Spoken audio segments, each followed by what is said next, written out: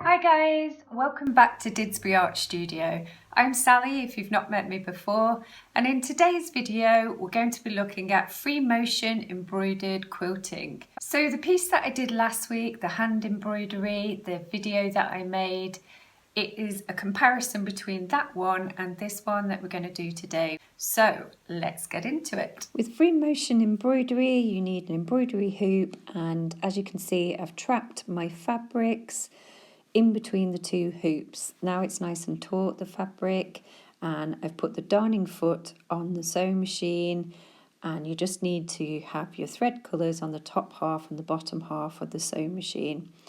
So I'm starting to add the patterns and designs that I've come up with, and I've kind of gone with different thread colours and different stitches I've created and patterns I've created on top of the pieces.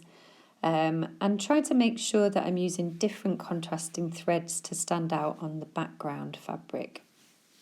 So with the free motion embroidery, you keep your hands at the side of the hoop and you direct the piece where you want the stitches to go. You can use straight stitch or you can use zigzag stitch, and part of the process is obviously threading up your sewing machine. So if you've got your sewing machine handy, make sure that you choose some thread colours that you want to use, thread it all up, and you can use any fabric and put some paints or fabric paints onto your fabric, dyes, anything like that as a background, and you can work over the top.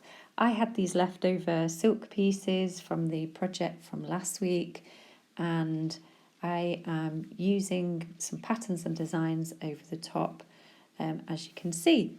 So some of the patterns I do a kind of circular motion, some of them I do kind of straight lines backwards and forwards, always keeping my fingers at the side of the hoop, because you do need to be really careful. The safety thing is obviously that's why you're using a hoop, so keep your fingers well away from the needle because it is going quite fast.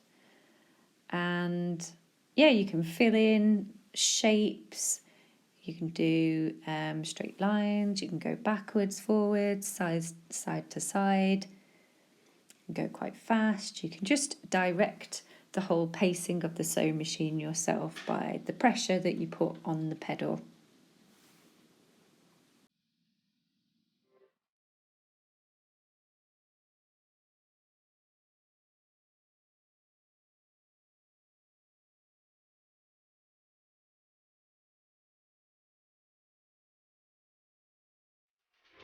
So in between sewing your patterns, you may need to fill up some of your bobbins with more thread. You can change the colour as you go along. Sometimes your thread runs out, so you just need to fill it up.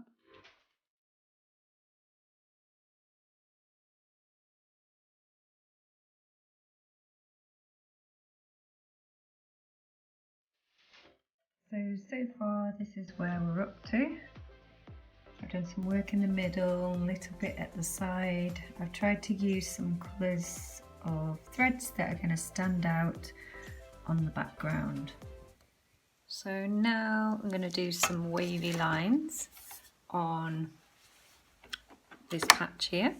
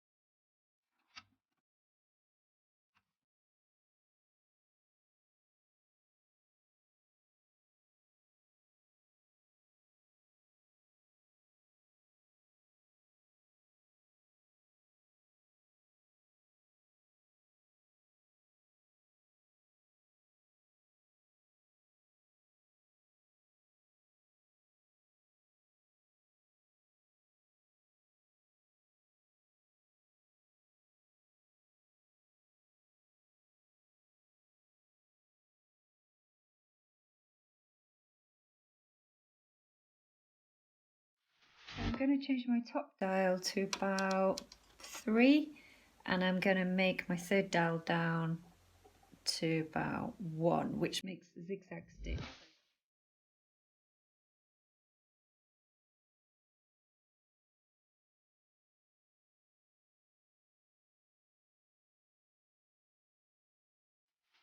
So I'm going to change my dial back to 0 on the top and enlarge the third dial down to about 4 so I can get the straight stitch again. Here you can see I'm filling in a background with different thread colours actually, red and orange, and then this is the panel, the practice piece that I did, and it's all finished and you can see all the quilted effect that's been created by using the sewing machine and the wadding underneath the silk. So I'm really pleased with the finished results. And here are the comparison of the two together. So on the left you've got the hand stitched one that I did last week, and then we've got the machine stitched one on the right hand side with free motion. So here we are back in the studio. I've got the two panels on the table here. We've obviously got the hand stitch one there, and at the back the free motion panel.